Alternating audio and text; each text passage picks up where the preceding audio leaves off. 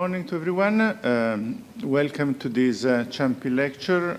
I am Mario Pianta, President of the Istituto Avanzato Carlo Azeglio Ciampi of the Scuola Normale Superiore, and we are very glad to have with us James Galbraith, who is a professor of economics and policy and government at the University of Texas at Austin, and has, besides being an old friend and cooperating together as co-editors of the Journal of Critical Economics, Structural Change in Economic Dynamics, is a very important reference point in critical economic thinking in a variety of topics. He has worked extensively on inequality, on economic policies in the US and globally, on specific challenges of economic policy making, but we are very curious to hear his new venture in the field of entropy economics, which is the title of his new book, soon to be published by University of Chicago Press. The idea is to challenge mainstream theories of equilibrium and to develop tools on how a disequilibrium view of economics and a view which takes into account natural processes and physical processes and biological processes can be developed in order to understand better the dynamics and limitation of our economies. We will have Anna Pettini from the University of Florence and Francesco Crespi from the University of Roma 3, who will then discuss from different perspectives your talk, and you have the floor, and thank you again, James. Thanks very much indeed, and it's a real pleasure to be here. I wish to speak today of an excursion into the foundations of economics, into which I was lured by my friend and co-author, Jing Chen, a very shy mathematician by training, who migrated from China in 1989 and intellectually via physics to teach finance in Canada. Jing thinks more deeply than I do, but I write better than he does. So it is a partnership based on complementarity. The most recent upshot of our work together has been a pair of articles, one on value and one on production, in the Review of Evolutionary Political Economy, and a book entitled, as Marius has said, Entropy Economics, the Living Basis of Value and Production, which will appear early next year from the University of Chicago Press. Given my family history, by the way, that we are publishing with Chicago is a very distinct source of pleasure. I like to imagine what my old friend Milton Friedman would have thought of it. Why value? Why production? As we write, and as I said a minute ago, value is foundational in economics. And a foundation is something you do not touch most of the time. Value in mainstream economics, based on Marshall and Jevons and developed by Arrow de Breu, has been a kind of background topic since the 1950s. It's rooted in a psychological construct, marginal utility, and developed in a model economy centered on exchange and in or tending toward a condition of general equilibrium. Constructs including perfect competition, efficient markets, rational expectations, and so on and so forth decorate the theme so that under supposedly ideal conditions, value is essentially synonymous with price, and the foundation is effectively buried, and you don't need to look at it anymore. Luigi Pazzanetti, whose legacy we will honor at the Lincei next week, argues in his book, and I think it's his final book, it was his final book, on Keynes and the Cambridge Keynesians, that production and not exchange should be the central issue in the development of an economic theory. Production is by its nature, it's dynamic. It's something that happens over time. It demands resources. You can't produce anything in spite of many textbook diagrams to the contrary. You actually cannot produce anything unless you have some resources to produce them with.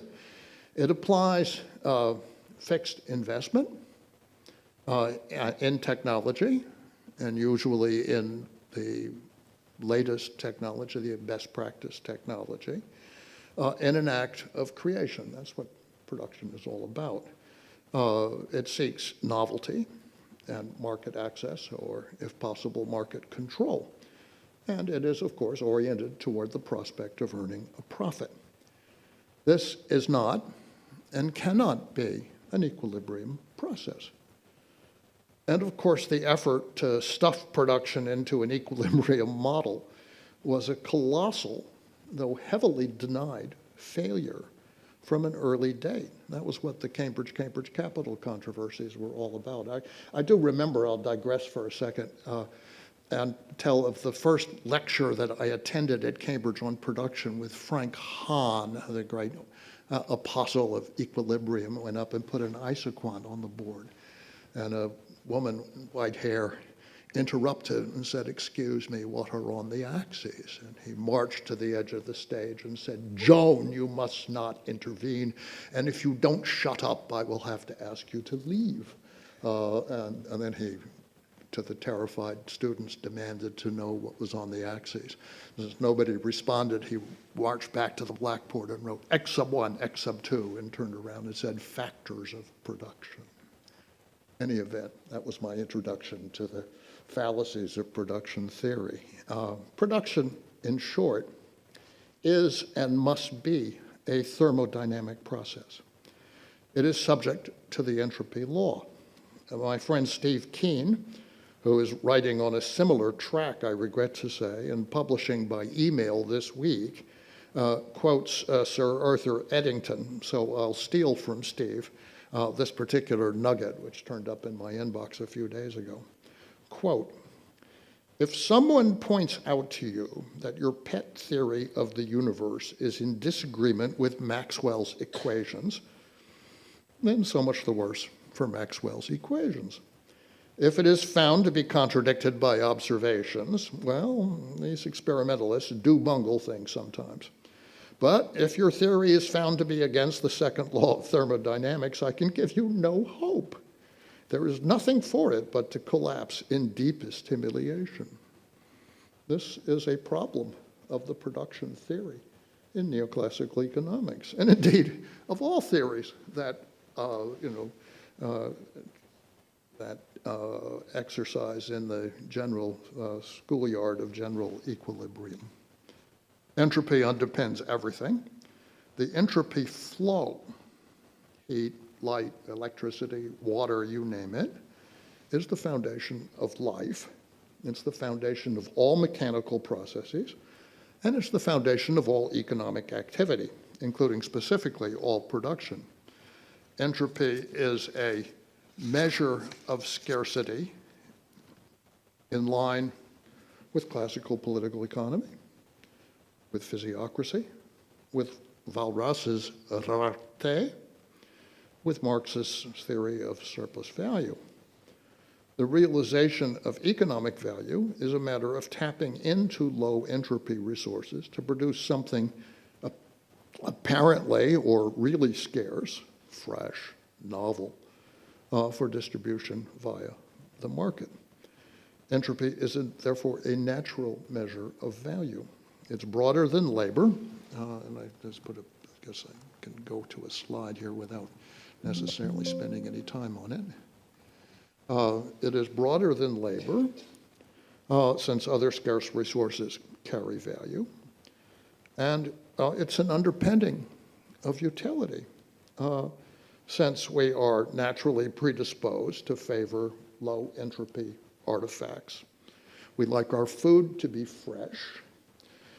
We like objects to be new, generally speaking. We like machines to be efficient. We like puppies. We like kittens. We like young and beautiful people. Entropy unifies economics with physics and biology. It is, therefore, biophysical. And a biophysical perspective sees the economy in organic terms. Different parts have different functions, generally working together, sometimes breaking down, like any living creature or any machine. It is not about the interaction of particles, neither stable in some kind of balanced state or moving around each other in Brownian motion. It's not chaotic. It's not complex, as in the agent-based models, which have been fashionable in some circles lately. But it is differentiated and integrated. And here, an important point, like every biological or mechanical system, human societies and their economies work according to plans. These are indispensable. You can't do without them. In living entities, plans are encoded in genes. That's why we all more or less resemble each other, at least in important characteristics. In machines and buildings, they're encoded in blueprints. In societies and economies, they're encoded in habits and regulations and laws and constitutions. These evolve in different ways, in different places, which is why there is no universal best formula for economic policy. And all attempts to impose one, the Washington Consensus comes to mind, are doomed because they will operate differently in different contexts, let alone the vain hope, which was fashionable some years ago in certain parts of the world, that markets will self-regulate or self-organize. This is all preposterous. It's contrary to the basic tenets of a biophysical view of the world.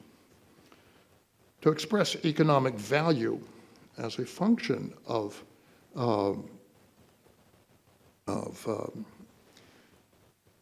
scarcity in mathematical terms is just about the simplest thing you can imagine. It requires only a logarithm function. Let me see if I can find it here. Well, okay. Whose value declines as probability, the inverse of scarcity, increases.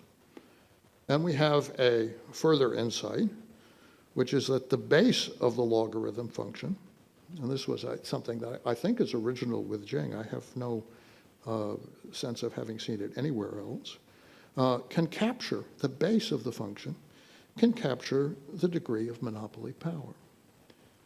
Just use the number of suppliers of a given commodity as the base of the logarithm.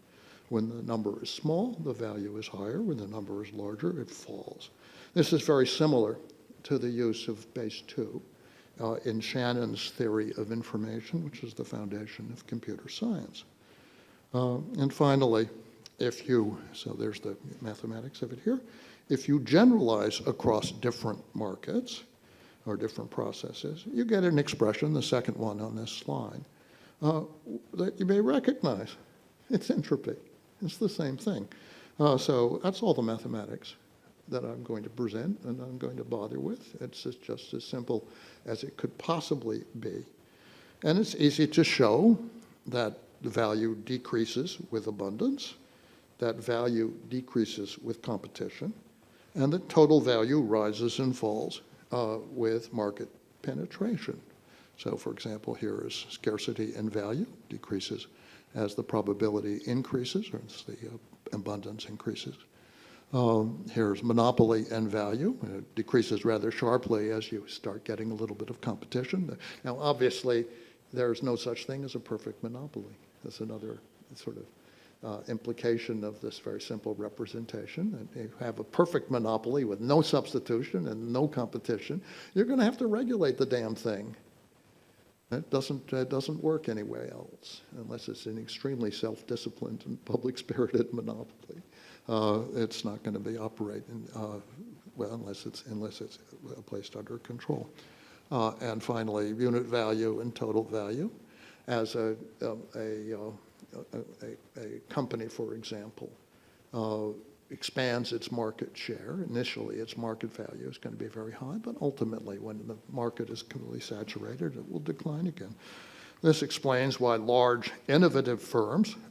rising innovative firms have high market valuations, while large established behemoths and major automobile companies in the United States, for example, often do not. So let me quickly observe, just to make a minor excursion here, to quickly observe that this is actually an objective theory of value, even though many of the parameters affecting valuation, the probability or scarcity of a resource or product, for example, the degree of competition or substitutability, these things may be unknown. We give the example of petroleum. You may not know how much is in the ground and how easy it is to get out and how many firms will be eventually digging the stuff out of the ground. But nevertheless, there are underlying facts, even if you do not know them. And from that point of view, the theory is an objective theory. It specifies, if you like, a bound, which is similar to the lower bound in information theory, which is the smallest file size that can carry a message. The file size might be much larger, but the information content is the smallest one. Is it possible for a product to sell for more than its value? Sure, of course, people get cheated all the time. And often they're none the wiser about it. But it's not a question of simply saying that the value is a matter of the utilities of the buyer and the seller. Let me give some examples of how this theory can be applied. Regulation, we argue, is not something which the government imposes on a market in order to, let's say, correct for social costs, which is the standard textbook explanation. Regulation is very often carried out in the interest of one part of the business ecology in order to squeeze another part out of the market. I learned this very early in my career in Texas from my colleague, the former labor secretary in the Carter administration, Ray Marshall, who is still alive, by the way, at the age of 95 or 96, that when they imposed standards to take cotton dust out of the air of major textile producers in the southern United States, the effect of this was to cause the surviving producers to buy new equipment from Germany and Switzerland that was clean the dust out of the air and force the ones that could not meet those standards out of the market, raising the profitability of the surviving firms. It's a very simple thing, and it shows up. You can calculate it from these very simple expressions. You reduce competition, and you raise the rate of return. Market segmentation, another example, increases scarcity and reduces competition in each segment, increasing value.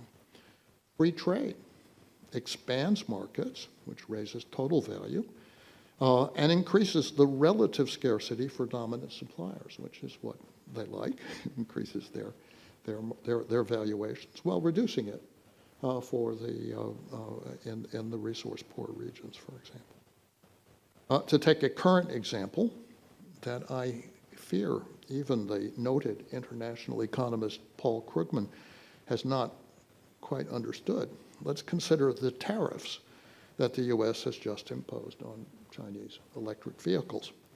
Mainstream theory presupposes, using a competitive market sort of mental model, that this will raise the price of Chinese imports and diminish their volume, forcing American consumers to buy Teslas or Fords. That's the point. But overlooks the fact that the Chinese producers, particularly in an advanced sector like this, have very large fixed costs that they have to cover. I've seen a video of Xiaomi which shows that they produce about one car every 16 seconds in a factory that has practically no workers in it. They will sell those vehicles so long as the prices cover the variable cost and contribute to the fixed cost. That's not a new principle. So what they may do is cut their prices and increase their volumes, taking a big hit to their profits, but in order to get their profits back into positive territory, that may be what they have to do. And if blocked from the US altogether, they will sell aggressively in third markets. Tesla and Ford could end up dominant in the US market, but they will have no chance. They will saturate that market, losing their market value, and they will have no chance anywhere else.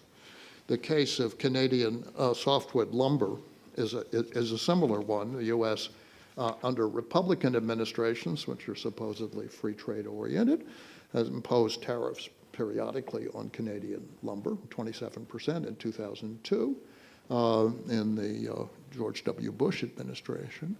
What happened was the Canadian producers, who have large fixed costs, increased their production, flooded the U.S. market with lumber, which promoted the construction of housing, very good for an administration seeking re-election. And the U.S. consumer got a lower price on the lumber and on housing construction, while the Canadian producers took a huge cut. Now, the tariff mechanism actually works when you take into account the fact that there are large fixed costs and have to be covered. Okay. I'll bring up another example for which I don't have a slide. I do have another example here, which is a bankruptcy example involving the bankruptcy of an air carrier in Western Canada. And what we calculated was the increase in the share price of the survivors when the bankrupt carrier exited the field. And basically, the equation gives you a very close example of what happened, a very close prediction to what happened. Which tells you that this mathematics is not for show. It's not just an illustration in an abstract bit of algebra. It's actually something you can calculate in certain circumstances what is likely to happen. And we have a number of numerical examples in the book. But let me offer a real-world example before going on that I think illustrates the importance of understanding how valuations work in the real world. For 10 years, and especially for the past 2 years, the United States and its European partners have applied intense and very strict sanctions on the Russian Federation. By all accounts, Russian and Western accounts, the sanctions were highly effective. It's not the case that they were evaded effectively. If that had happened, nothing would have changed. But things did change, and even the Russian Academy of Sciences, reporting in the fall of 2023, wrote of a crisis impact on all sectors of the Russian economy. But the consequences were not as the architects of the sanctions supposed they would be. According to mainstream value and production theory, according to let's call it a neoclassical perspective, the sanctions, and this was actually articulated very coherently by the chief economist of the U.S. Treasury Department in a briefing in December of 2022, maybe early 23, I think. No, December of 2023, excuse me. Sorry, 2022. According to this argument, the sanctions would deprive Russia of capital, be able to get financing or equipment. It would deprive them of labor because young people who had talents in information and other technologies would leave. It would deprive them of technology, which they were supposed to be importing from the West. And the Russian economy would deteriorate. There were even claims that it would collapse. This was the explicit argument, as I say, of senior U.S. officials, as well as leading academic experts. But according to the International Monetary Fund, Russia's growth this year will outstrip that of every country in Europe. Something went wrong. It's not difficult to work out. Sanctions reduced the cost of resources inside Russia by making it difficult to export natural gas and other commodities, while increasing the cost of resources to Europe by requiring Europe to buy substitutes, in particular from LNG from the United States. At the same time, sanctions reduced the competition of Western firms inside Russia, increasing the market value for Russian firms, while depriving Western firms of Russian markets, decreasing their relative scarcity and economic value. In many cases, Russian businesses got Western facilities at cut-rate prices, which were dictated by Russian regulations and what you could sell your capital equipment for. And this had the effect of decolonizing the Russian market. That is to say, everything from fast food stores to big box stores to automobiles to even aircraft, you name it, food production was bought. If the Western firm did not wish to stay, or the Japanese firm, then the Russians bought it out and were able to, by and large, substitute whatever was missing in the production process and carry on after a certain period of time. In many cases, the products Europe sold to Russia were easy to forego or replace: wine, cheese, poultry, automobiles, while those sold by Russia to Europe were low entropy resources not easily replaced. Nor will they return on such favorable terms if hostilities cease and the sanctions are relaxed. I'll throw in one more comment on a related topical matter. Europe is now moving to agree with the United States on a course of action that was urged well over a year ago by Larry Summers and several colleagues, that Russia's frozen assets held in Western banks, financial assets, be seized and confiscated. These assets were and are reserves. They have no immediate or prospective use for Russia. They were sitting there idle. But Russia will retaliate, and in fact already doing so, taking the vast interests of Western partners in Russian assets, low entropy resources in particular, that are in fact scarce in Europe. The transfer is therefore from Western corporations to the beneficiaries of the asset seizures, with Russia merely acting as an intermediary. My point is only that if you think about this in ordinary business terms, which are entirely compatible with the kind of theory I'm articulating here, the likely loser in this exchange, long term, is probably not the Russian Federation. And let me return to basic issues here. In the pure exchange economy of the Arrow-Debreu model, exchange is of equivalence, equal values, and there's no concept of surplus. Indeed, there's no production. All commodities exist ab initio, from the beginning. How this took hold as a theory of valuation and why it persists in the deep background of textbook and mainstream economics is a mystery. It's perhaps best explained by the social function of economics as a rationalization for the politics of free markets and deregulation. It's hard to see why anybody would pay attention to it on any other basis. But biophysical principles rooted in the entropy flow tell a very different fundamental story. They tell that there is no market without government and without regulation. All physical and biological processes require it. A reactor must have a cooling system. An automobile must have lubricant. Our bodies regulate temperature and blood pressure, and we take medicines to assure this after we get to a certain age.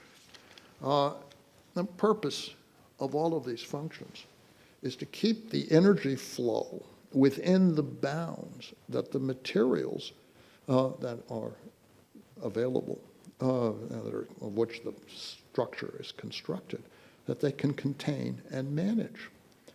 And when we fail to do this, in economics, just as in any other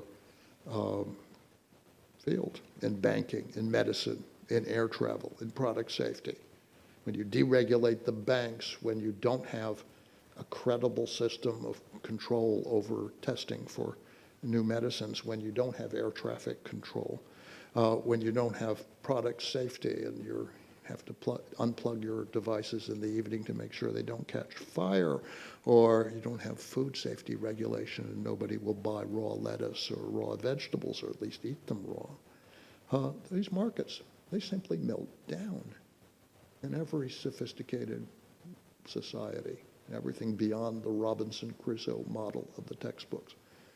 Regulation is a precondition for markets. Meltdown is a very good metaphor. It is apt and exact. It describes how the system responds when it is not appropriately controlled. So I will come finally to an observation about inequality. In physics and biology and in economics, inequality is the driving force. I say to my students, why are you here? Well, because you're trying to improve your position. You're advancing yourself to increase inequality if you can. Everything requires differentials. Otherwise, nothing happens. But too much inequality, an overheated engine, a society run by oligarchs, is dangerous. That is why social democracies regulate inequality in constant struggle against plutocrats, oligarchs, and free market economists with their vision of perfect competition, efficient exchange, and Pareto optimality. Inequality is indispensable, but in human societies, the control of inequality is also indispensable. It is a regulatory function, necessary if a semblance of stability is to be sustained. I've spent many years studying inequalities from a very sort of practical and statistical point of view, and using a measure based on information theory, and therefore on entropy, before finally coming to see how this issue properly fits into a biophysical framework. So I'll close with a short passage from our book, a quotation from a familiar source. We write is that in the face of the outside world, a rigorous mathematical theory lends prestige to the profession, giving the impression to outsiders that economic theory is established on a solid foundation. Further, as an abstract theory, it is difficult to understand. This gives the Arrow-Debreu model, as well as the larger economic theory built on it, an aura of religion. People defend religion more fiercely than science, especially a religion that gives good jobs. Few inside or outside economics have made the effort to understand the model, and so the manifold criticisms, even by highly qualified mathematical economists, such as we cite above, have been largely ignored. Many years ago, J.K. Galbraith, a familiar name, I suppose, made a similar observation. And this is the quote: "The very vigor of minor debate makes it possible to exclude as irrelevant and without seeming to be unscientific or parochial any challenge to the framework itself. Moreover, with time and aided by the debate, the accepted ideas become increasingly elaborate. They have a large literature, even a mystique. The defenders are able to say that the challengers of the conventional wisdom have not mastered their intricacies. Indeed, these ideas can be appreciated only by a stable, orthodox, and patient man. In brief, by someone who closely resembles the man of conventional wisdom. The conventional wisdom having been made more or less identical with sound scholarship, its position is virtually impregnable. The skeptic is disqualified by his very tendency to go brashly from the old to the new." In short, it's quite dangerous to present a new theory, and I very much appreciate your having been here to hear me talk about this one. Thank you.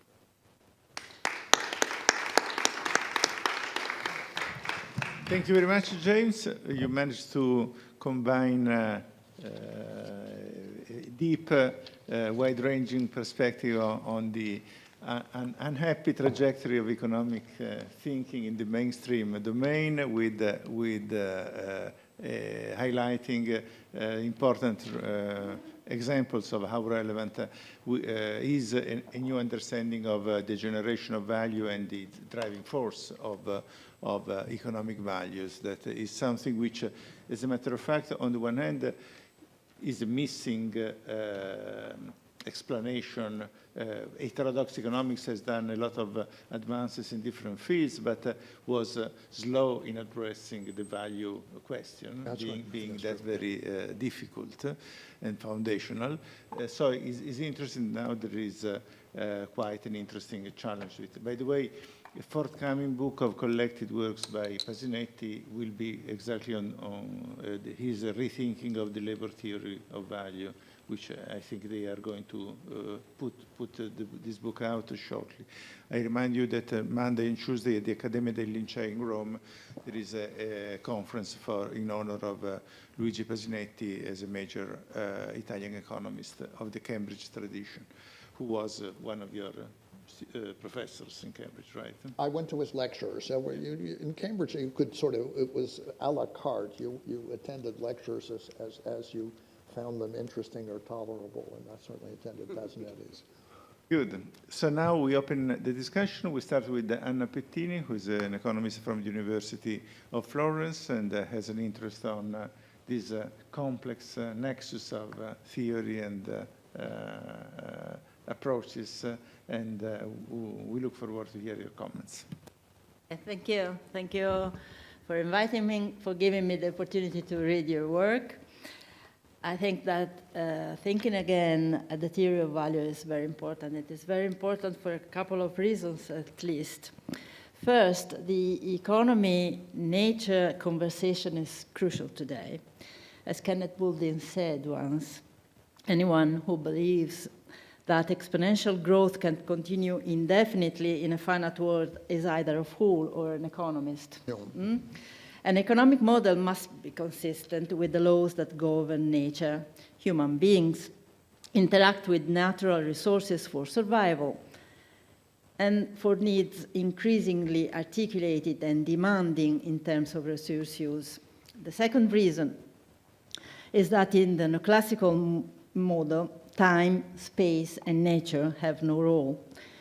It is based on a purely subjective theory of value, on the anthropology of Homo economicus, and on an ideal market form that cannot be found in reality. Perfect competition would naturally tend, I will be brief with that, toward an equilibrium in which everyone achieves the best possible position in the world. All real economic phenomena are interpreted as a long series of exceptions to the ideal model, and state intervention has almost only the role of bringing the reality of markets closer to their ideal form. None of the predictions of widespread prosperity promised by the model and its orthodox interpretations have materialized. While it is true that increasing numbers of people have been lifted out of poverty, this has been at the expense of equity and social and environmental sustainability.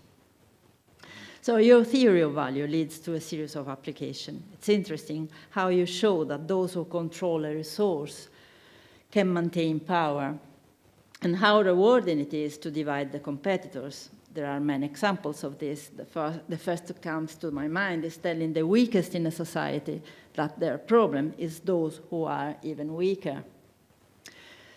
We know this phenomenon very well. You use the model to show that regulation of markets modifies fixed costs, thereby affecting barriers to entry and the ability of firms to adapt. Faced with stricter regulation that raises fixed costs, weaker firms exit the market, leaving more market power to those that remain. And here, my first question. Regulation is often designed to protect the strongest companies, we know that, because they are more powerful, have more influence on public decision makers, have more money to spend on lobbying, and so on. But when regulation is aimed at covering the social costs of productive activities, such as pollution, should we think that regulation inevitably ends up helping the strongest businesses, increasing their monopoly power? How should fiscal policies be designed, and how could they enter your model? There is another issue I often have in mind. One of the biggest problems with mainstream theory is that it has always looked at production costs in terms of labor and capital costs within a linear model of production. It doesn't look at the real cost of the output, which should include the cost of disposal in addition to the environmental costs. Free disposal is not only unrealistic for individual companies, it is highly unrealistic for society and the environment. Given this, how might we apply your theory to price goods in a way that reflects also their total environmental costs? Moving ahead, Oscar Wilde said, the cynic is the person who knows the price of everything but the value of nothing. And this fits well with neoclassical theory, which assumes that prices are the correct signals of value. This reasoning is also behind the long history that has made GDP the most powerful number of the world, a measure of success and general welfare. In the calculation of GDP, every economic activity is weighted according to its price and is considered desirable regardless of whether it is necessary or superfluous, clean or polluting. The production of food does not count more or differently from the production of weapons. To those who find this unacceptable, the answer is, to paraphrase a famous sentence, is the market baby. With a few and quiet exceptions, it has never given importance to the words of the inventor of the very first GDP calculation, Simon Kuznets, in 1934, together with the first document handed to the US Congress, said that GDP could not and should not be confused with a measure of welfare. This became clear very soon. In 1968, Bob Kennedy said GDP measures everything except what is worth living for. If the GDP calculation suggests only prices reflect the value of things, then volunteering, reusing, caring for others, interpersonal relationships, recreation and cultural activities have no value. On this point, I have another question. Could your theory change the way GDP is calculated? How would your theory of value change the concept of growth? More on this. We know that selfishness and self-interest dominate many processes, but we also know that cooperation exists and produces better results, at least in terms of social cohesion, but also in terms of productivity and more. Is there a place for cooperation in the scarcity theory of value? In other words, is it possible with your theory to go beyond the methodological individualism of neoclassical theory? Sorry, say it again. Is it possible to go beyond what? The methodological individualism. Yes. No? Yes, yeah. I conclude my comments with another application of the scarcity theory of value, which offers a formal interpretation underlying the segmentation of society. With an example, you show how the increasing fragmentation of knowledge and scientific production can be explained. You're critical with the expanding number of specialized disciplines and subdisciplines in which the results of the other are ignored and little or no attention is paid to the contradictions between the results of one and the other. In this setting, anyone who questions what is taken for granted or underpins the credibility of those in power is often accused of incompetence. Here, I can't avoid remembering the rumors that ran in 2012 to discredit Yanis Varoufakis on the scientific level when he revealed the shortcomings of the Europe's economic policies. You explain the fragmentation of scientific production as being functional to the maintenance of power. This is a crucial point. The damage caused by these processes is profound, mainly because it makes knowledge development much slower. Moreover, this tendency reflects what is happening with the fragmentation of information, and I end with this point. The proliferation of information sources is a challenge to the cognitive capacities humanity has developed so far. Today, it is increasingly difficult to have complete and accurate knowledge of many topics. The way this difficulty is exploited threatens our democracies. Computer scientists, a group of computer scientists at the University of Pisa, has studied this problem. They show how the algorithms that manage the selection of information we encounter on the web place us in a bubble of news that reinforces our opinions. This process of polarization pushes the different positions farther apart and gradually eliminates the essential conditions for any democratic and developing process, which are based on dialogue and dialectic. Here is my final question. Information is not scarce per se. How far could your theory go in analyzing the value of information?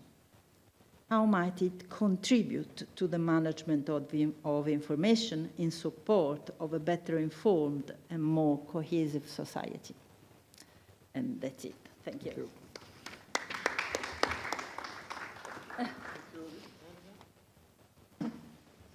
I give the floor now to Francesco Crespi, Professor of Economics at Roma University.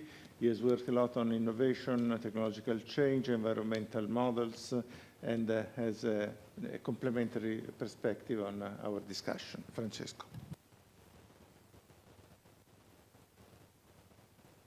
Yes.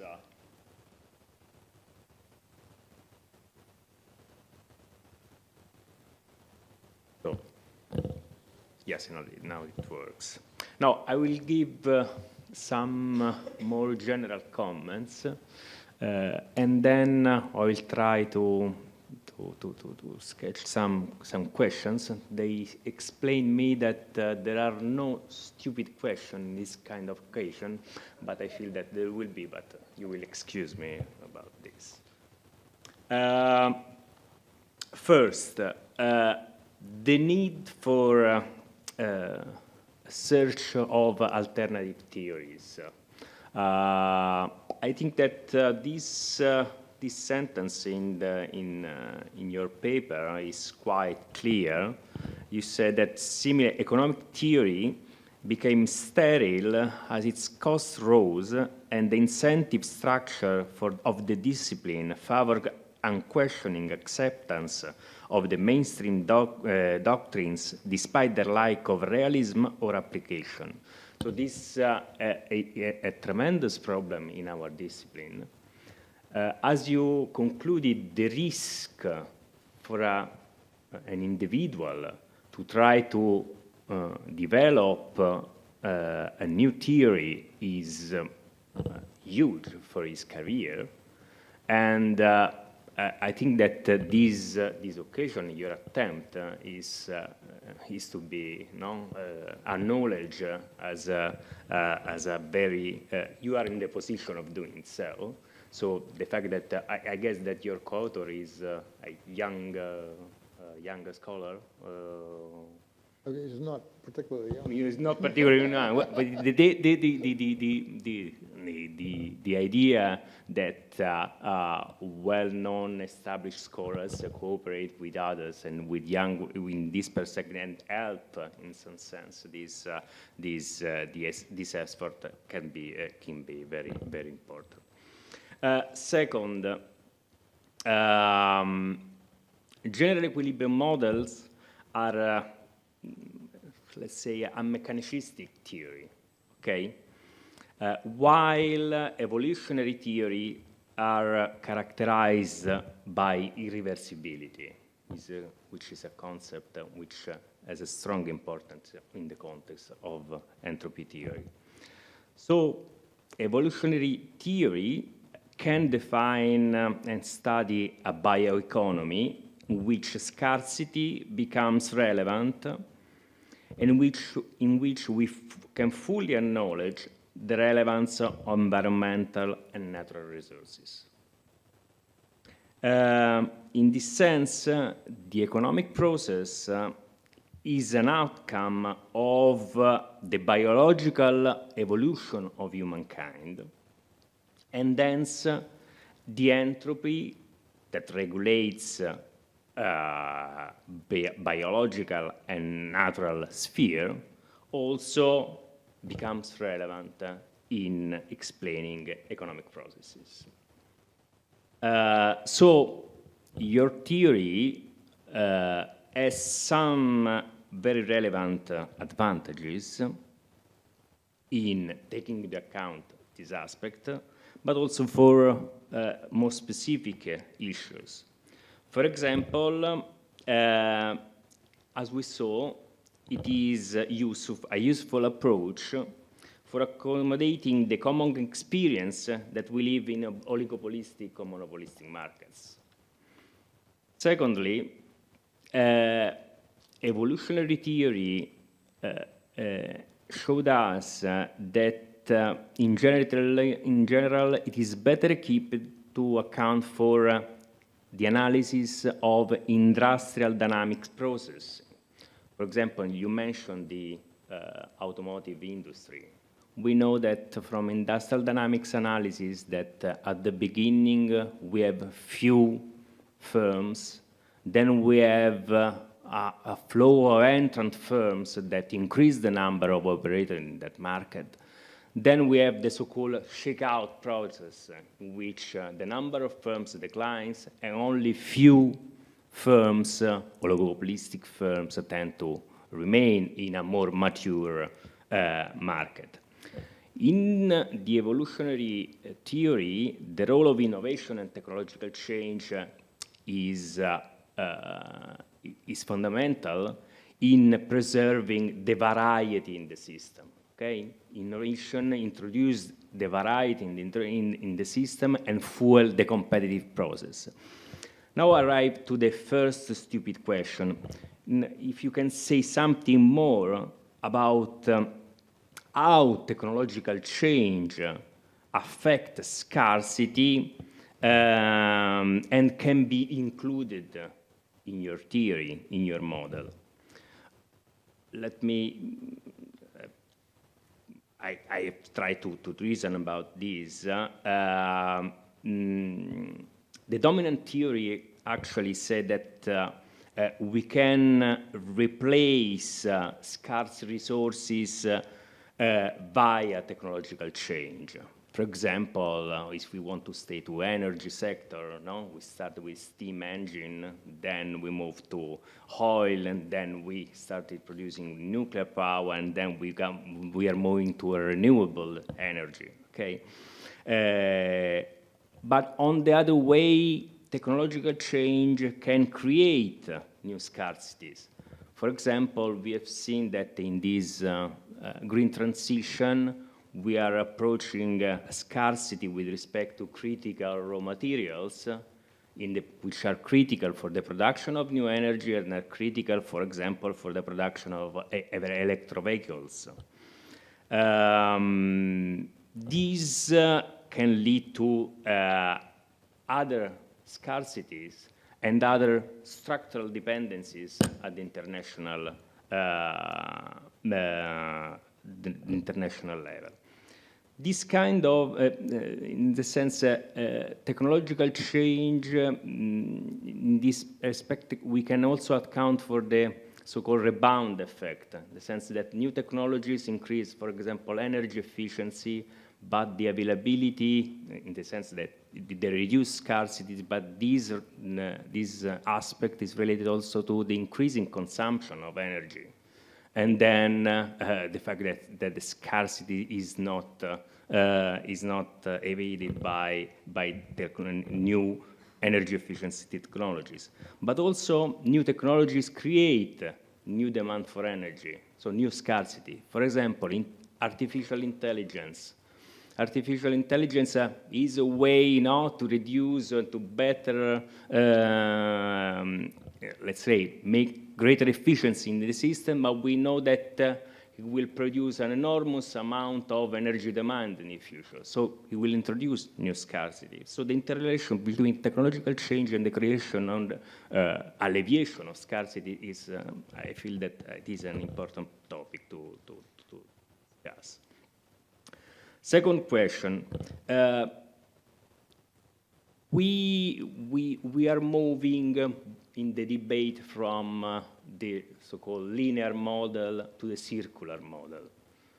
And in the circular model, now we know that, let's say, the reuse of resources becomes a central element. How the passage, the transition from a linear model to a circular model affect this issue of scarcities and also the theory that you are going to develop. Sorry, how it affects what?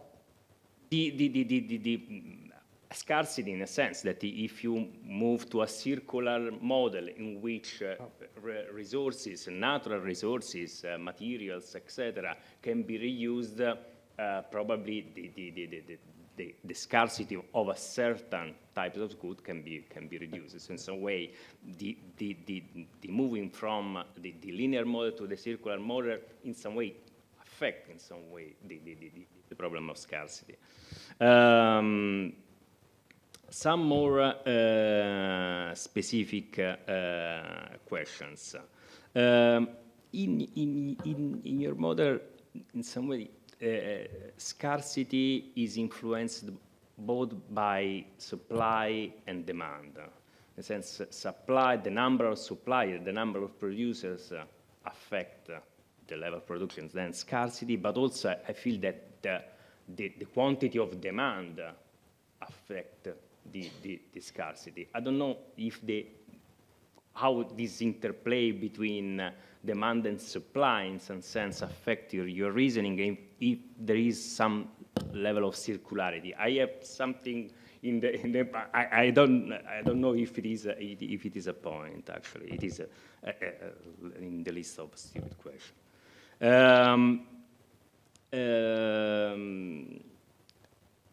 About the question of value and relative value, there are relative scarcities in some way that explain the different value of things. So it is an absolute or relative concept. And, I don't know if you can say something more about this.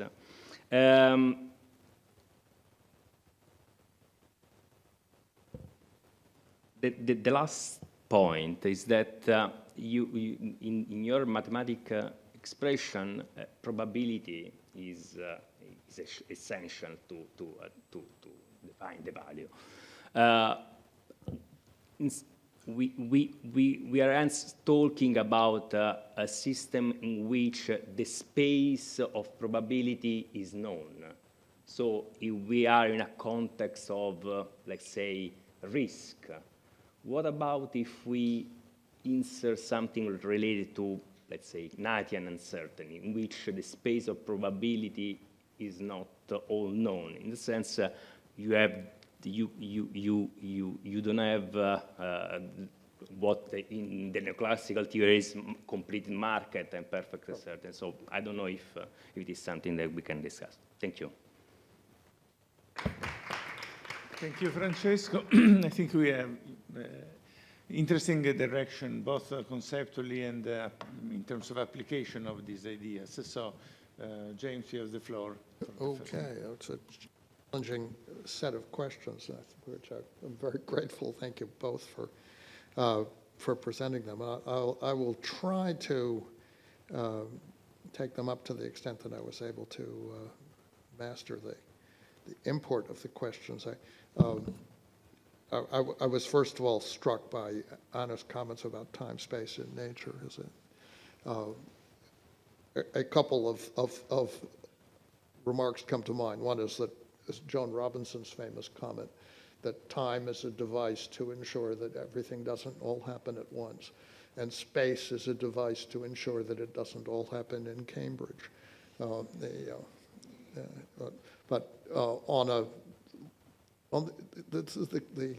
This particular construct of time and space, I thought, and I wrote many years ago, was instrumental in framing Keynes's view of the world. And that, in a sense, the general theory, Keynes's general theory, and why he called the book the general theory, was to call attention to the parallel with Einstein. And monetary production is a phrase which is essentially analogous to space-time. And this ties in the sense that the classical view of money was as a veil, as a clock that sat outside of the commodity space. And Keynes said, no, you had to have the money and credit were instrumental to the process of production, and therefore they are integrated into the production of the commodity world in a way which cannot be separated. This is the essence of a capitalist system, or of any economic system, since the Florentine bankers whose building we are presently speaking. I wrote about this a long time ago, but I do think that, and even I think Keynes also thought that the larger biophysical construct is more richly illuminating, although the analogy that underpinned the general theory was a huge departure from the classical view. Okay, so on to questions.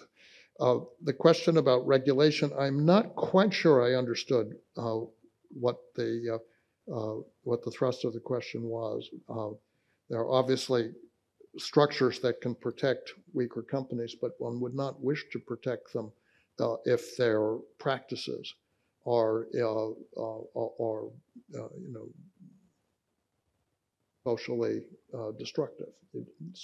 There's no point in protecting small coal mines with toxic waste dumps. No point in protecting small textile firms with that have cotton dust in the air and so forth. You have the whole process of regulation is about modernization, and the point about the large firms is that they are sometimes, not always, but sometimes they are an ally in ensuring that the best practices in fact spread, because this is advantageous to them from a rate of return point of view. The cost of disposal question is more easily handled in our framework. I guess I've lost my slide, but it's quite straightforward. If you take the second expression on that slide with multiple processes and include the production and control of waste. Waste, of course, is not a scarce good. Its value is very low. Adding it into the to the production process means that you are basically putting the burden on the producer to deal with it, which may mean that it's not profitable to do it. Well, which is, of course, the case. If you tell a coal mining company that it has to clean up all of its waste, then by and large, it may well cease operation. It may go bankrupt. It's one way out of dealing with the burdens that are created. So I think that's really within the framework of this particular expression is very easily incorporated. That does not mean that the policy problem is easy to solve, because you may want the resource, you may want the lithium, you may want, and so then the question becomes, what about the waste products? Who bears the burden of dealing with them? The question about GDP, it has been known for a long time, and again since Kuznets. But this is, was the theme of my father's book, The Affluent Society, and we quote Robert Kennedy with a very wonderful speech that he gave in 1968 on the subject that GDP is not equivalent to welfare, and this is the notion that cult of GDP is a serious sort of mental disease of modern economics, but there's another issue here. And that is that the very construct of GDP, if you like this, an implicit sort of dollar theory of value. is what's being expressed here. So it's different from Arrow de Boer's view. It's not about utility. It's just about how many dollars are being sloshing around in the final demand in the economy.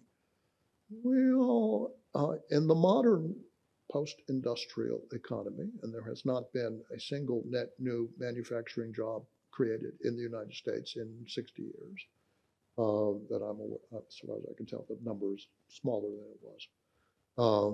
All of the new jobs, maybe 100 million of them, are in the services sector.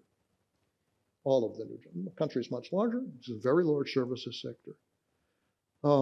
Most of those are very basic services. I mean, they're basic in the sense that they're not closely tied to manufacturing activity. Right? So, in what sense does that match the concept of GDP that was put forward in the 30s and 40s, and that was useful for controlling, for example, total demand in the war production economy, where you're really multiplying the amount of manufacturing that you're doing? The answer is it's really a very different thing. It's a very, very different thing. And what we discovered with the pandemic was that if you just gave people their income and they didn't need to do the work, and the economy reorganized itself, but there's something deeply inessential about much of the work that people actually do. It's a device, if you like. I would call it almost a regulatory device for distributing income so as to assure that there's a minimum living standard out there in the population. If they didn't have work and didn't have income, they wouldn't have anything at all.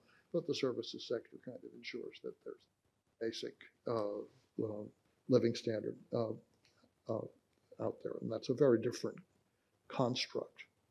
It essentially says labor is not very scarce, but its value is maintained by social standards and really not by anything else. Which is why, of course, that workers in countries whose, service workers in third world countries which don't have the regulatory standards live at a much lower standard, obviously. And they migrate to richer countries, and they get the services jobs at the social standards that rich countries insist on, and they send part of the earnings home. This is, they're perfectly qualified for all of that work. It's what they do, what they did before. So they just move, if they can move, and improve their position. That's just board.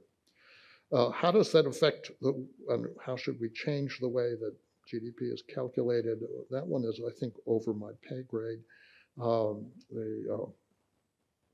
it's clear that if we're looking at GDP as a measure of national strength, which was part of the initial conception, it no longer remotely qualifies for that. And that, again, gives you, it was a commonplace a few years ago to say, again, to come back to the Russian example, that the Russian Federation was a gas station with nuclear weapons.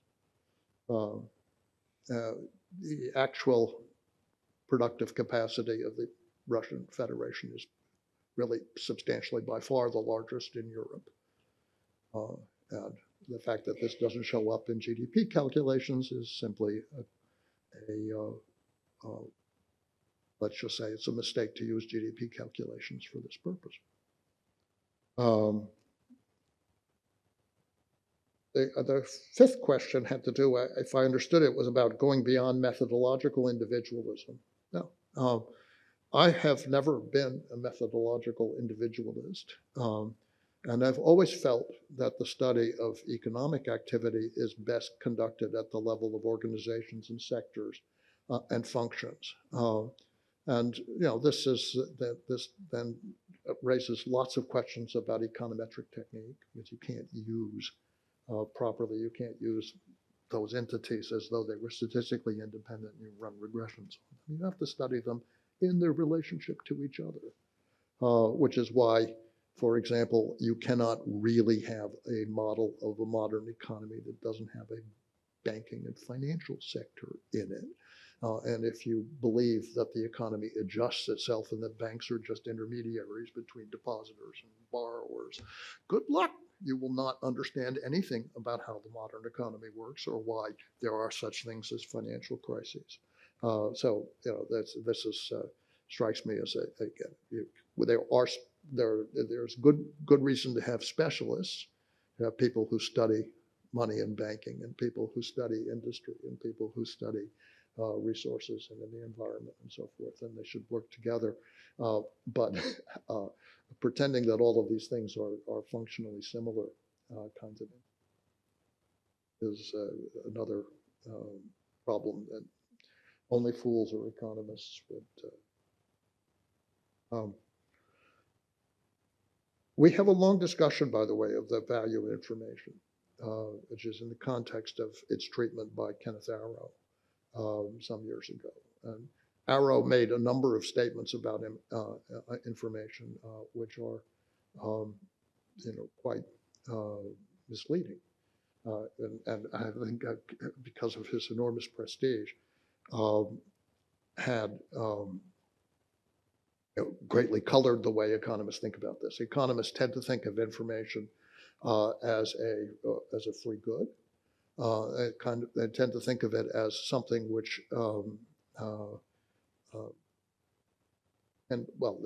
Arrow says you can use it repeatedly. Well, it's true of a hammer too. We point out there, it's true. You get used anything is that's true. But Arrow argued that there's no value in the repetition of information, which is clearly a misunderstanding. Information is like entropy, it carries weight. You add more repetition, you get more out of it. Theories have to be repeated, songs have to be repeated, poems have to be repeated, or they're forgotten. There's this repetition is, by the way, we all went to school. I'm sure you experienced a certain amount of repetition. There was a point to this. It wasn't about giving you one thing and then you have it and then you move on. Yeah, one has to repeat. Essence of learning and things which are not repeated or not. So that doesn't quite get to your question about the problem of siloing. On the differences in the communities, cognitive communities with different perspectives. Well, but that's part of, I would argue, that's part of an evolutionary process that you would expect as different communities are, as they develop, as they build boundaries, they use technologies in different ways. So, of course, they're going to have different conceptual frameworks. And this is true of the world societies as well. We live in a multipolar, multicultural world in which the values that one party proclaims to be universal are not necessarily going to be interpreted by other parties. I just ask you, vote anywhere you want and you will go, are viewed in different ways. And that's something we have to come to grips with and live with. And that's, that you can see that process inside our own national communities as well, because there's obviously a degree of polarization that's going on from a cognitive and conceptual side. Okay. Problem of research cost. That's a sharp point. And I have to say that I guess the advantage that Jing and I had is that we had no resources to work with. we were thinking, and I'm in a policy school. I'm not informed to the doctrines of economics. To try, he's in a finance department, but anyway, he's a very independent mind. So we operated from the ground up. And this was the same, by the way, with my work, which I talked about 2 days ago on inequality. We simply looked for ways that we could expand the statistical basis of that field at extremely low cost. And we discovered that because we didn't need to take surveys and we didn't need to run elaborate statistical procedures, we could do this because we thought, okay, Henri Tile came up with a entropy-based measure of inequality that could be deployed on administrative data sets that already existed. And so this is why what we did had some value added to it. It was something which nobody had thought of because other scholars in this field were absorbed in interpreting existing surveys, making new surveys, and applying sophisticated econometric techniques to very messy data sets. Wasn't the approach we took, but what we were able to do was I think, made a significant contribution because it could be done by graduate students with cups of coffee and spreadsheets. And that was about the the resources that were required. All right, let's see.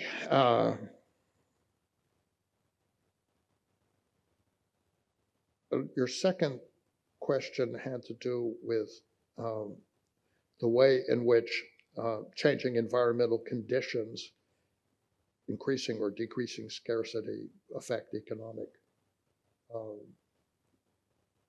conditions. I think it was, that was my interpretation of it. So I would read it as, let's talk a little bit about, and we talk about this in the book, about the Great Depression in the United States. What was the Great Depression and what brought it on? There are lots of interpretations, but the one that strikes us as significant had to do with the discovery of oil on massive scale in East Texas in the 1920s, West Texas a little later on, and almost immediately the railroad-based economy, which was the 19th century's great creation, collapsed. Why? Because it was no longer going to be profitable. And it took the New Deal to electrify the country and to build 1 million kilometers of paved roads to set the foundation for the oil-based economy. Also 1,000 airfields. All of this was oil. This was laying the infrastructure for an oil-based economy, oil and nuclear that weren't there before. And then you had 30, 40 years of that. And now we are in a situation where the cost of oil is going up for either we recognize it's going up for environmental reasons or it's actually going up because it's harder to get. And then we say, okay, what's the next thing? Now here there are 2 points. One is Jevons law, which is that adding resources, adding new sources of resources does not reduce their use. It increases it, generally speaking. And the other is that we're looking at sources of energy, which are intended to harvest sunlight that comes for free, but that are very high fixed cost. It's basically all fixed cost. And the problem there is that high fixed cost systems, and this gets into the other part of our analysis having to do with production, but high fixed cost systems are less profitable under conditions of greater uncertainty and higher capital cost. And so it's hard to make these things happen economically, that is to say, for a private party to take them on. And one of the things that happened, I think this is absolutely crazy in my view, if you take the environmental question seriously in the United States, and the Federal Reserve raised interest rates to, quote, fight inflation. It destroyed the profitability of the renewable sector. So they were having cancellations of offshore wind projects and so forth. Maybe they weren't a good idea to begin with, but they were certainly only profitable at a very thin margin under favorable conditions. And when you suddenly have a roller coaster of interest rates, the cost of capital goes up to 7 or 8% from 1 or 2%. Forget it. It's going to happen. I noticed in Germany the other day the price of renewable energy dropped below zero. This is not a good thing if you're asking people. So in any event, okay.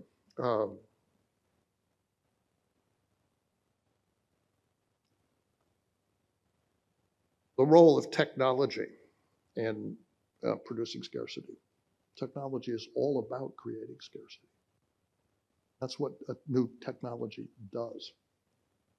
A new product or a new process creates, particularly, but especially new products. This is something that wasn't there before. So it is intrinsically scarce. Intrinsically also a monopoly. This is the way in which you make money in a capitalist society. So you introduce something that wasn't there before. You make what was there before look old and market saturated. Nobody wants them anymore, and that price collapses. Again, oil and railroads is a nice example. I should have mentioned, by the way, on the question of roads, that my father immigrated from Canada in 1930 by ferry from Ontario to Cleveland, bought a Model T Ford with a fellow student, and drove to Berkeley, California for a fellowship. And he noted that from Lincoln, Nebraska to the California line, there were no paved roads for the New Deal. By 1940, they were all paved, just to give you a sense of the oil economy. And by the way, the pavement is also from oil. It's asphalt, so thanks. Okay, back to the question of technology. So it seems to me that one is looking for low entropy resources in order to create something which has at least the appearance of scarcity. It may do something that was previously done, may do it in a better way, may do it in a more desirable way, but so long as you hold that position of having a scarce resource and a small number of suppliers, that's your shot. That's what the capital markets will reward you for, with a high valuation, which you can then convert with luck into actual money before the whole thing goes away. This is all Schumpeter. Schumpeter understood this very well. It's all in capitalism, socialism, and democracy. Okay. I'm not sure I can quite relate to the concept of a circular model, because the circle is closed, and actual production systems have to be open. Raw resources, and they emit final products and waste. And so thinking of this as a circle strikes me as at least on the surface, somewhat misleading. So I'm not quite sure how to respond to that, but clearly a linear process is also, that's where equilibrium has its home, is also deeply problematic. And I think there were two more questions. One of them had to do with the relationship of scarcity to the concept of supply and demand. Of course, supply is fairly well established. It's who's doing the producing. Demand is the scale of the market. So that's, we have no particular need for a demand curve. We just need to know how big the market's going to be. We won't necessarily know that, but we'll have. But that's in some sense the conceptual. That's where the desirability of what you're doing comes into play. You can think of this as being applying, for example, to the opening up of new markets. This is all familiar to Marx and the use of the imperialism as the outlet for surplus production in the industrial countries. But that's what free trade is about. And free trade is about the dominant player, the dominant resource provider, the dominant industrial power, wanting to have a larger market in order to raise the value of its output, because it will saturate its domestic market quite quickly. So again, it is in some sense a relative term, and it gets to your fourth question. How much how definitely can one know what the probability space is? And the answer is, on a lot of things, one doesn't know for sure. And that's something that we try to deal with by saying that what we're talking about is a bound. It's not about having definite and complete knowledge of what the actual probabilities are. But if you are intent upon thinking about production, you have to make a judgment. So this is, again, familiar to Keynes as the concept of the marginal efficiency of capital.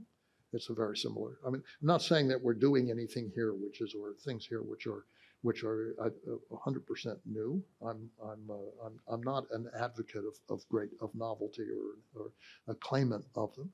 All I'm saying is that we are taking and putting into a very compact format a set of ideas which are consistent with Keynes, they're consistent with Pazinetti, they're consistent with Georgescu-Roegen, they're consistent with, let's say, Minsky, they're consistent with my father's work. And they provide a basis for, let's say, unifying those ideas. They also unify two things in Pazinetti, which was the theoretical level and the institutional level he talks about in his final book, in a way which enables you to kind of think clearly about a whole range of first of all, theoretical issues, and secondly, practical problems. So having offered that, I just say there are a lot of things that people can do with this. And finally, the mathematics is not, as I said before, it's not for show. Plug in some numbers and see what comes out, and see if it makes sense to you as a picture of the world. And I think it probably does, because it captures a lot of things that are actually out there in the real world. Thank you very much. Thank you so much. The discussion becomes deeper. Questions, comments? I have a few myself, so three main questions. The first one is going to your model. It is quite straightforward to understand how once values are produced, once goods are produced, their values are shaped by the concentration of producers and the extent of the market. But what about the production process itself and the alternatives between different possibilities of combining, not the isoquant, but clearly how, if the question is how entropy is reduced through a process of production which combines different capabilities and inputs and so on, and in this case, how the shape and the trajectories and the incentives and the orientation takes place. Related to this is picking up on the point on relative versus absolute values. If we compare two goods which may have the same number of user and the same potential market, what is the dynamics of the relative values of these two goods? We expect them to have the same value, or there are other factors which can lead us to a different outcome in this context. So how the value of a car compares with the value of or the value of an electric car compares to the value of a non-electric car, or something like that. And finally, the old, very old question of value versus prices. In a way, the strength of your argument is you don't you build from the bottom, from the reality. The reality is that of prices, and you build an explanation of value starting from the prices that you measure in markets, or the prices that the company can sell its products.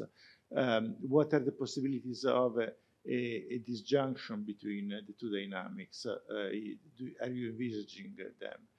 Final point, there is a big stream of literature in evolutionary economics which tries to address the same challenge of bringing in biological processes, the creation of variety, the selection processes. Our friend Giovanni Dosi just published this monumental book, The Foundation of Complex Evolving Economies, where it builds from the behavior of individual economic actors in a complex set of evolutionary system, and explains production, innovation, consumption. The book is The Foundation of Complex Evolving Economies by Giovanni Dosi, published by Oxford.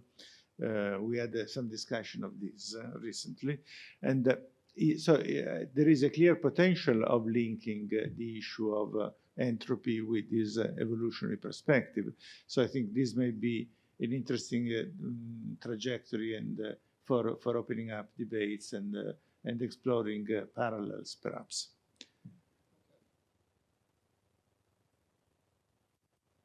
Your first question reminds me of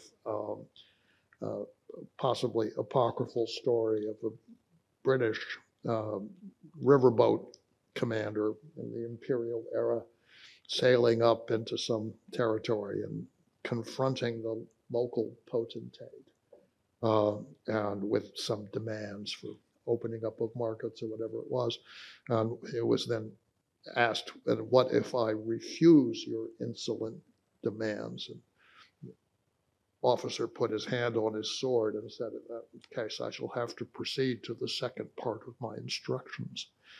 So you asked me about the production process, and that forces me to proceed to the second article, which is much harder to present because it is essentially a partial differential equation. And it has really very simple implications, but it's not quite so easy to express. But the production process is a decision process which takes account of the fixed costs that are required in a given technology, the variable and resource costs, the degree of uncertainty, the discount rate, the cost of capital, that's part of the fixed cost. And I'm probably missing one or two other things that are actually in the equation. The equation is essentially similar to the Black-Scholes equation for European call options, except it has a different sign on it. And it's essentially a thermodynamic equation. So it's very consistent with the same, with the larger story. A question of valuation. In relation to that, the valuation story is just a simple way of capturing, it seems to me, what, let's just say, what the minimum price you would need to have in order to engage in production to begin with. Positive rate of return. That is affected by these two things: how scarce the product is in the market, how the resource is, and how much monopoly power you have. It's a very simple idea, and it may be too simple, but it's a tractable idea expressed in any event. Half the book does deal with the production problem. Comparing two goods, you mean like two cars produced by two separate manufacturers?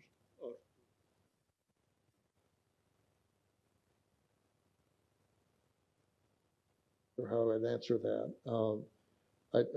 I would be comfortable, let's say, talking about two cars or two car producers in two different markets. And again, the problem of getting a positive rate of return in the U.S. market, let's say Ford or Tesla, is a problem that they're confronting because they may well have already reached the consumers that they can in fact reach. They may have miscalculated the scale of their markets. These things are not necessarily known in advance.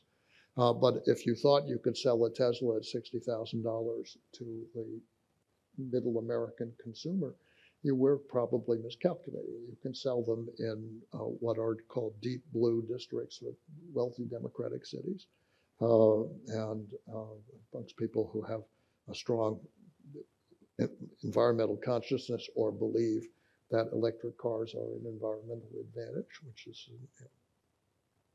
a debatable proposition, but the market does not extend out to the suburbs.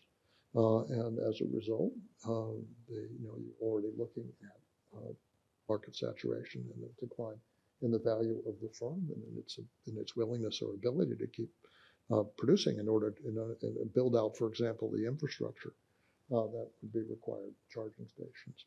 That would be preliminary to making it even remotely viable. Ford, similarly, producing an electric truck and losing, I don't know, one estimate I saw like $40,000 or $50,000 per vehicle sold, which does not strike me as a viable business model. The Chinese producers are operating on an entirely different scale, and they're selling to world markets at much lower prices, and they may well have a very different, because their market scale is different, have a very different outcome, although they may not. I think I addressed, to the extent that I have an observation on, we are looking at a value which is often very closely related to price. And the observation doesn't necessarily have to be, because it is quite possible for prices to exceed values, and you haven't had the experience of buying something for more than it's worth, I would say you're doing better than most people. But, okay, and I will look at Giovanni. I'm surely not the only person who's working on this particular set of issues. I cited Steve Keen, who's a chapter on energy. As I say, it's a very interesting piece of work. Steve goes into he roots it in the debate, if you like, called that between Adam Smith and the physiocrats, in particular Cantillon, and argues the physiocratic position as being better suited to that kind of understanding the relationship between economics and entropy. Insofar as Adam Smith says at the beginning that labor is the source of all wealth, but labor, and I don't think Steve is quite right about this, but labor basically does not produce at a surplus. Marx thought it could be, and I think Marx is probably right on that point. But in any event, the physiocrats were clear that the origins of valuation were in the forces, something which the classical economists basically shoved over into the problem of rent. And that's a different question. But for the physiocrats, they were at least more in line with the way a modern scientific make this. I think that's an interesting perspective, and I just mentioned it because I don't want to claim that I'm the only person coming to this particular viewpoint. What I do claim is that this is where you need to go if you don't want to run afoul of Sir Arthur Eddington and his dictum that you have to have the entropy law in mind. The second law of thermodynamics has to be something that your theory is compatible with, or your theory is no damn good. That's the essence of it. Right. We have a question from the online audience. Do you want to read it there? Resources are limited. With a finite amount of resources, one can only produce a limited quantity of goods. Resources, or the goods that can be produced with them, are scarce because consumption wants exceed production capacity. But in mainstream neoclassical economics, consumption wants are by assumption unlimited. Therefore, resources are always scarce. If consumption wants were not unlimited, resources could be limited without being scarce.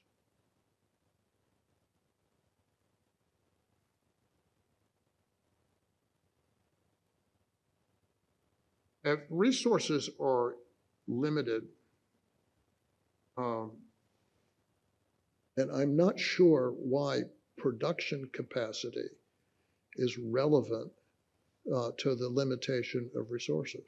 The question does not seem to me well specified in the sense that If you just increase production capacity, according to the premise of the question, you would increase resources and you would overcome those limits. And again, consumption wants are by assumption unlimited. Well, that's also a very dubious proposition because, as we know, as your income increases, your consumption of the share of consumption of basics like food and other utilities and so forth decrease. So it just strikes me, if I could just say this without necessarily having completely absorbed the question, that it seems to me the neoclassical notion of scarcity, or is at least as expressed here, somewhat confused. The way I would express this is that resources come with a cost, and the cost of resources can rise or it can fall. The profitability of production depends upon having an abundance of resources that are not, therefore not particularly scarce, but that are of low entropy resources. And then you can turn them into things which have economic value at a positive rate of return. What is happening now, by and large, is that the cost of resources is going up. And this means with fixed cost being fixed, variable cost rising, rates of return are falling, and in some cases they become negative.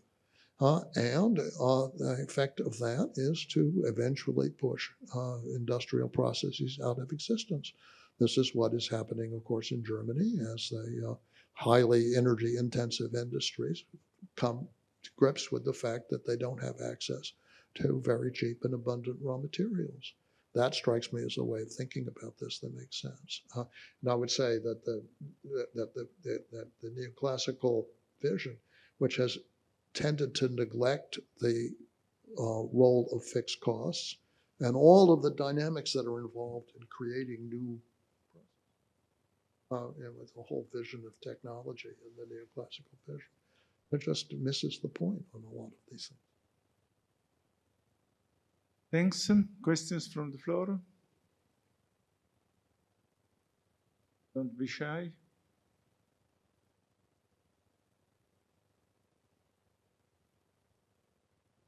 Thank you. Sorry, my voice is not the best today, but I will try. I have actually a lot of clarification questions. This was really engaging and very, very interesting, but my bad. I missed so many points, so probably I will try to stick to a couple of them. And yeah, now we really fall into stupid questions. Apologies in advance. So the first one is related to the role of finance, because you mentioned a stock market at a certain point and the role of banking just a few minutes ago. But I was wondering, what is the role of finance in relation to scarcity? Because I probably it's my incapacity to see that, but I'm sort of struggling in understanding how finance and value and valorization happens in finance in relation to scarcity and abundancy. Seems the contrary, that sometimes abundancy brings. I really don't see scarcity that much into finance. So I would like to hear maybe more about that. And the second one, it's related to the role of labor. We talked a little bit about work in the service sector, and I think it's very this distributive, ensuring a certain standard of living perspective of service work, and the regulation that allow this. It's very interesting. At the same time, I would like to hear a little bit more about labor in the production sectors. And I mean, I understand it from your speech mostly as a factor of production. I don't know if this makes sense, but I would like to know whether there's more, because you just mentioned the labor theory of value and the possibility to produce surplus thanks to labor. So yeah, I was wondering about this. And maybe just another really small clarification question regards the. So in this sense, we can see, I don't know, patents, intellectual property rights as way of create scarcity does this make sense? And how this affects the value distribution in some modern technologies like the digital technology, pharmaceutical one, and so on. Thank you, but yeah, sorry for the very stupid basic questions. No, they're good questions. The first one could be reframed in a journalistic way. Does the stock market create value or not? Oh, the stock market expresses let's say, the valuation of a company. Does it create it? No. The stock market is a pricing mechanism. Its relationship to scarcity is, I think, straightforward. Is that when you have a new enterprise with a potentially large market, then there's some belief that the market will be very large, but it has not yet been conquered. That is where the capital markets are going to give you a very high valuation. And this is, you have a company like Apple or Microsoft or Google, with at least in their early and most dynamic phases, really they're very small companies, maybe 10, 15,000 employees, compared to an automobile company which might have 400,000 or 500,000 employees. But they are operating in an entity with much more growth potential. So they're producing something which is the perception of scarcity is much greater. And the stock market will tend to respond to that by giving them very high valuations. Ultimately, they become tired old companies with having exhausted their innovative potential and saturated their markets, and then by that time they'll be bankrupt. So all of these great fortunes, which are based upon your current holding of your corporate stock, Jeff Bezos' holding of Amazon times its market price. This is, as Schumpeter well understood, it's a temporary phenomenon. It's an oligarch for a season. How long that season lasts, we don't know for sure, but you can be quite sure it will not be there in 50 years. Okay. Labor.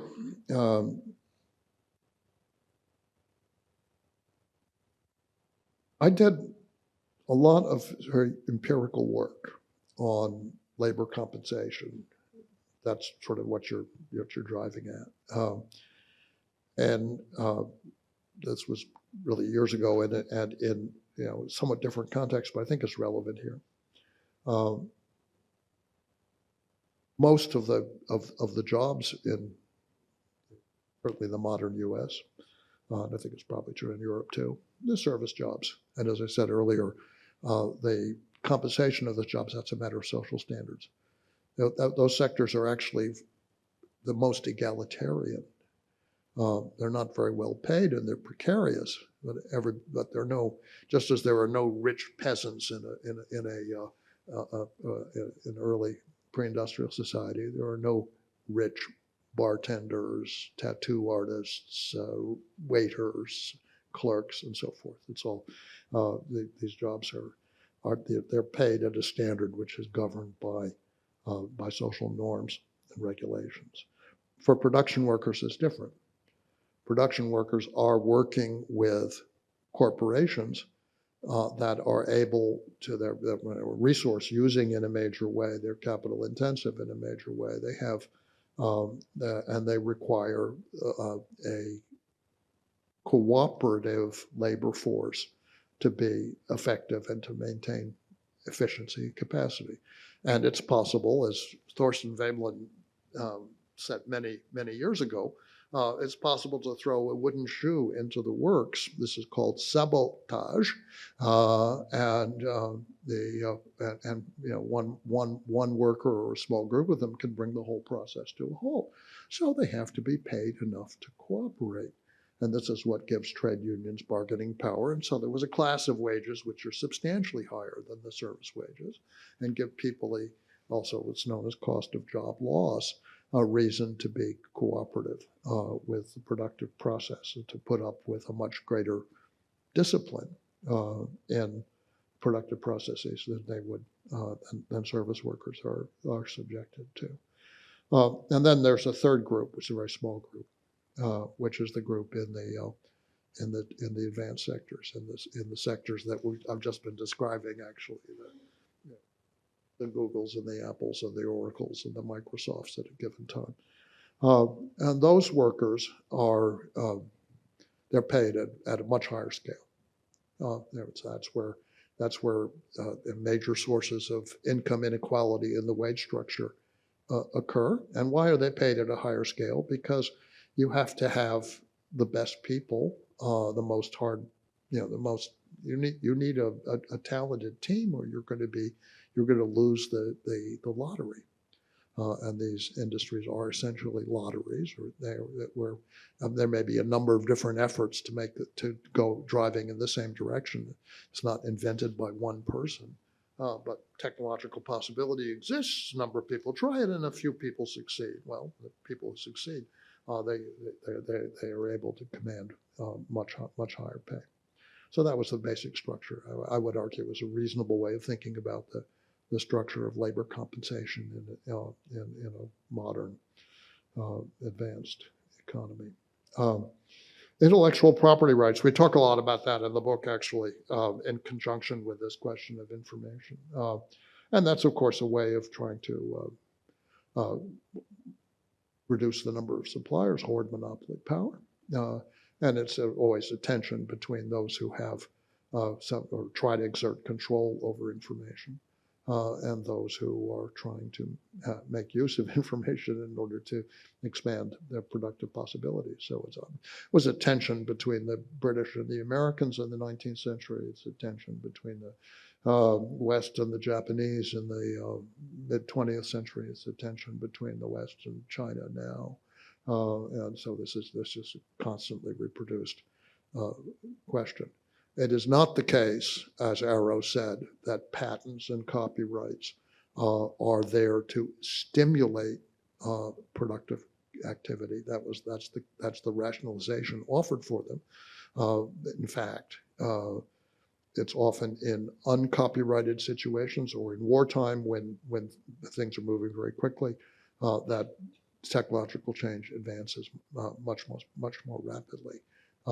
It's not because people have the promise of those returns, but the patents and copyrights are an attempt to assert a monopoly and to reduce the number of suppliers and assert market power. Well, if there are no other questions, I think we have filled the 2 hours with intense rethinking of the foundation of the economic dynamics, ideas, theories, and perspective of research. Clearly, this is a sort of an opening up of a long-term trajectory of complicating the assumptions that underpins a lot of economic research, and is interesting that we have been exploring direction which includes technology, environment, resources, labor, and the changing structure of our economies. And so I think especially the younger scholars have an interesting way ahead in exploring these paths. Thank you again, James. This was a wonderful lecture, and we had very interesting colleagues from different countries joining our lecture, so I'm glad of this participation. Thank you to the discussant and to all of you. Thank you. Thank you very much.